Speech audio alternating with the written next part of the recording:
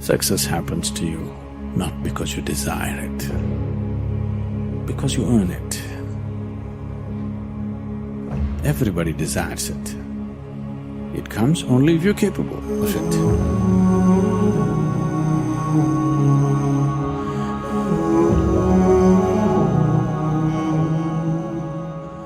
We say in yoga, if you keep one eye on the goal, you have only one eye to find your way. That's not a good way to play a game. It's better both your eyes are on the game. The winning, the cup and the accolades are things which happen because we play a game well. It's not because we want them, it'll happen. Because we play well, it happens. So, it's always best that we keep our eyes, our body, our mind, everything focused on just one thing. That is when a human being functions at his maximum efficiency. There's a beautiful incident in our culture when Dronacharya is teaching Arjuna and a few other boys archery. He asked one by one to look up at the tree and aim and shoot at the bird, a wooden bird that was kept up on the tree. And a small dot was marked on the neck of the bird, and Dronacharya said, you must aim at that particular dot and shoot. And they're just about to shoot. He asked them to stop and ask, what do you see? And when Arjuna's chance came, when he was ready to shoot and Drona asked him, what do you see? He just said, I see only one dot. And it is one who sees only one. When one's vision is totally one-pointed, that is when you get there. When everything in you gets organized in one direction, that is when the best results happen. And when our focus is not one-pointed, this wastage always will happen because we are thinking about something else. If everything is focused in one way, your body, your energy, your mind, everything is organized in just one direction. A person who is going in one direction will go somewhere. A person who is trying to go in 5 different directions will not go anywhere. For one who is seeing this life as a stepping stone for a larger possibility, for him there is no failure.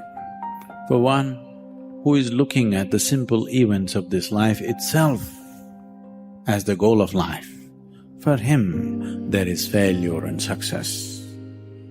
If you're just seeing this life as a stepping stone for a larger possibility, if you have a good deal, you use that for your well-being. If you have a bad deal, you use that for your well-being.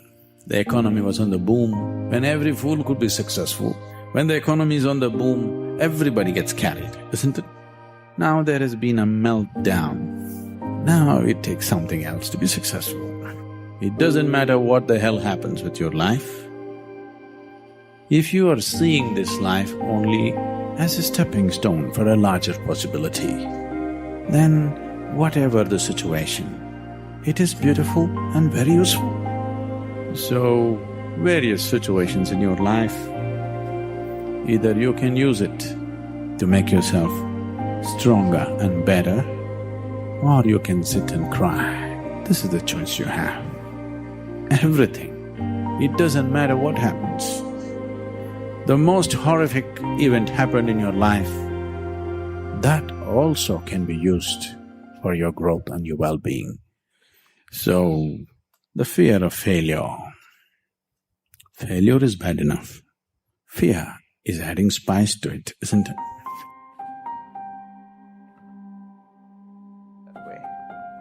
But those who have been very successful, either in music, sport, art, business, spiritual process, doesn't matter what, those people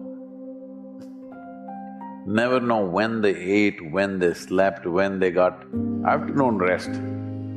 So, in your school, maybe later in your university, later in your work, it's happening to people. Maybe not everyone, but a whole lot of people. Their commitment to success is weak. They want to succeed, they will take 3 steps, then something little interesting happens here, they will go away here, they'll go away there, they'll go away there. Hey, I want to live, huh? their commitment to success is weak. Either situations around them in some way, situations can impede you from doing what you're doing very easily. Many times it happens to everyone. But when this happens, people weaken their commitment for their success. Maybe physically, they'll feel little weak, they will weaken their commitment to success. Maybe their emotions slosh around a little bit, they will weaken their commitment to success. So our commitment to success should not weaken because there is social drama going on, or physiological drama or psychological drama, whatever happens, your commitment to success should not weaken. That is what gets you across so many lines in our life, so many barriers in our life. So what we are calling as life here is just a certain combination of time and energy. We must understand the nature of what we are handling. Time, by its own nature, is such. You do something, it rolls. If you don't do something, it rolls. You don't have to push it, I'm saying.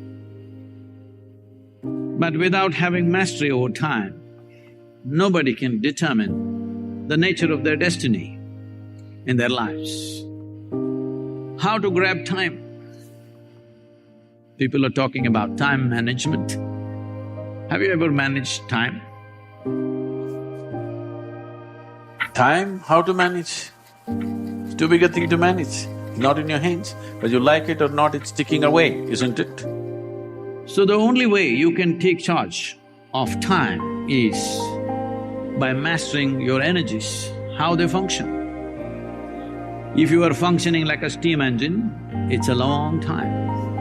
If you're functioning like a jet engine, boom. If what somebody does in 10 years, if you can do it in 1 year, if both of you live for 100 years, in terms of impact and profoundness of experience, you lived for 1,000 years. Hello? That is the only way you can take charge of time. And one who's taken charge of time, for him, the entire universe is a sweetness of compassion. That will be his experience of life once he's taken charge of time. Personally, I've spent a lot of time by myself in the jungles of southern India, in the Himalayas. Now every year I spend time in Tibet. I'm at my best when I'm alone. Because I don't mess with myself.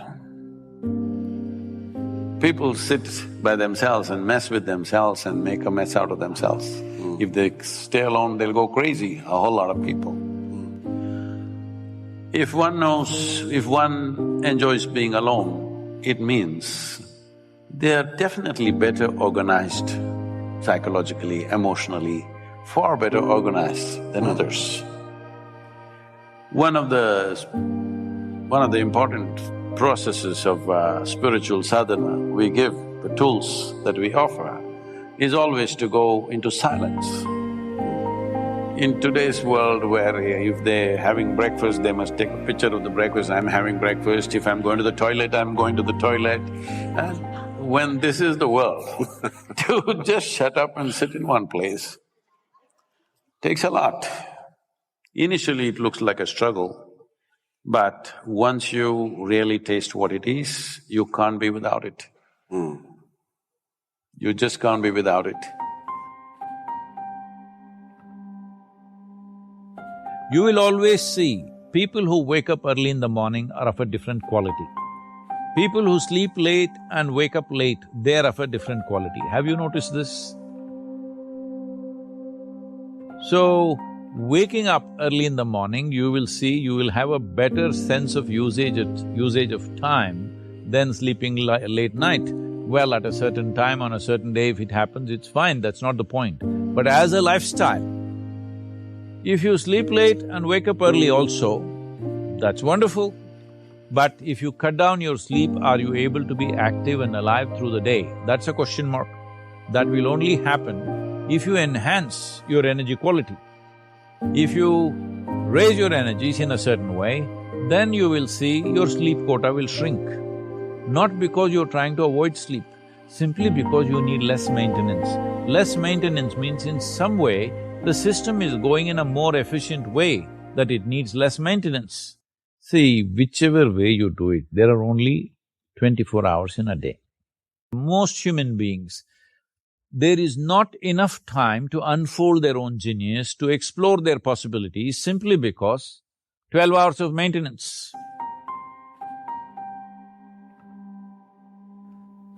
See, let's say you want to run on the field, let's say you want to run a race, you want to run 100 meters.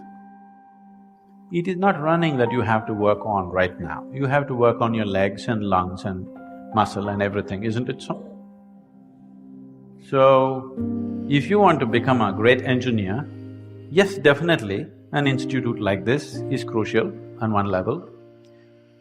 But any number of people might have come here and gone, not all of them became great engineers. Though they might have produced hundreds of great engineers, still not all of them will become, simply because of their own individual attitudes and competence and whatever else, isn't it?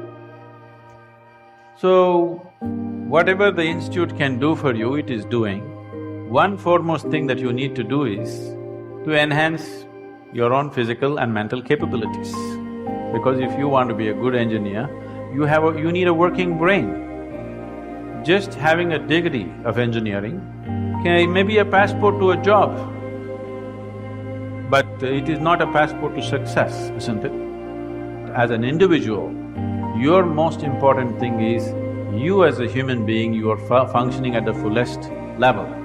If that has to happen, there are other dimensions which one needs to explore. Unfortunately, though these sciences and technologies for inner well-being have been the mainstay of this culture for thousands of years, today we are largely losing it for various reasons.